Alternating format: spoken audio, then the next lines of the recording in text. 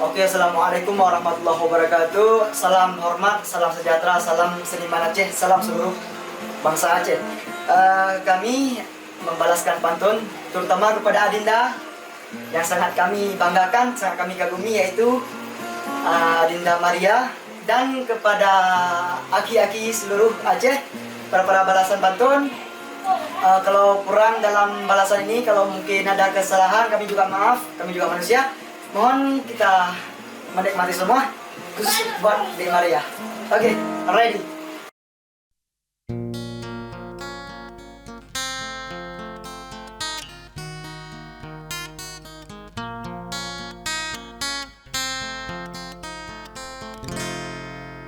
Salam lon pufon ke ukti laju, salam lon tuju ke ukti Maria. Nyompat ka hadir nyosidro tengku, jud minah laju yang lain kema.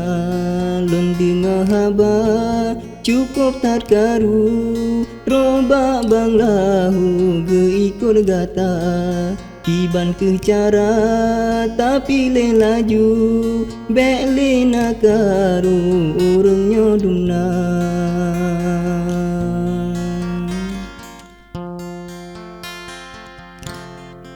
Lampan tonyo de tungku calitra, sebutoi ji de tungku pinarasa. Cuma lon takut pegang bagata, letan yang cinta ke adek Maria. Cuma lon takut pegang badinda, letan yang cinta ke adek Maria. Inolam daya doa lon tuju ke ade melu di nagan raya. Hana harta de nyota tem ngantungku, lon pegah laju bin nyola gena. Sinolam donya benade tepunya nawa nafsu, lake Afanza wahai Dek Maria yang cedangan ayu, yang perleta tuju akhirat teman.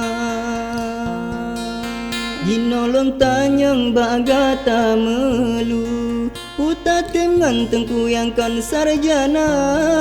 Soai jelame be ade ragu, lon usaha laju siap lon pernah. Menyo setia siam batengku, sabot laju ilmu agama.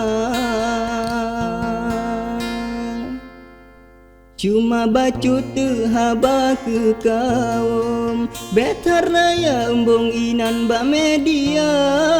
Nyona berani bukti jo langsung, nyohana ulon yang jabatan dah. Nyohana taja siam lon tampung, Maria kelon siam lon tanda.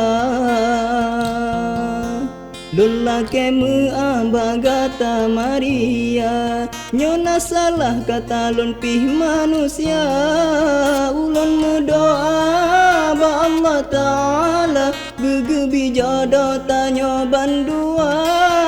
Ulon mendoa ba Allah sigra, begebi jodoh tanyo hai dinda. Tungku jasigra unagan raya. Oh